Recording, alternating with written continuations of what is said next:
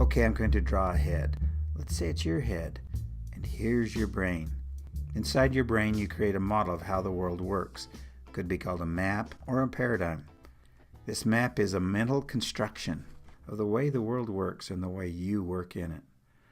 The number one map or model you create is called a defining map or a defining paradigm.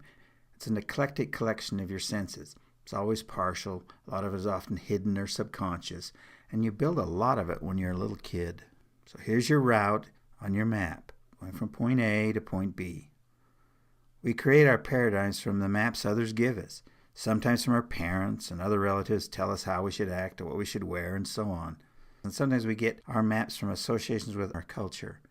So from all this, we build this thing, and we never look at them.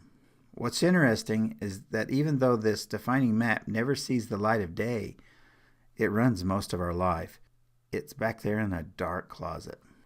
But what if there's a person who could help you dump that model on a piece of paper right in front of you by questioning you and using a few symbols and signs? With just words, it's hard to see your map, but with visuals, it's hard to not see the interconnections. That would be a visual interpreter of some sort. This person would have to be safe, have no vested interest, and be an outsider.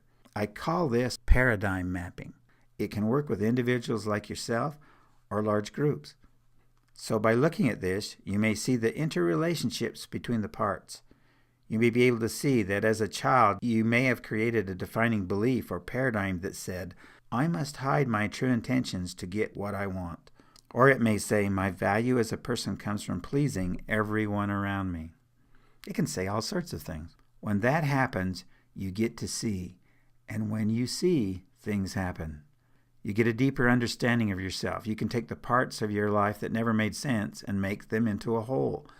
And your process goes from subconscious to conscious. When that occurs, an interesting thing happens. There's almost always a mind shift because you've brought things from out of the closet into the light of day. When you used to focus on something that was almost impossible to see here, now you can focus on this driving force that's out in the light, where you can see the whole thing. Which brings us to the main principle. To see one's defining paradigm always changes it. It's a simple idea, but a very powerful one. When that happens, it changes your map. And when it changes your map, it changes your choices. And when it changes your choices, it changes your life. If you want to learn more about paradigm mapping, go to hanksconsulting.com. I'm Kurt Hanks, and this has been a Rapid Visual.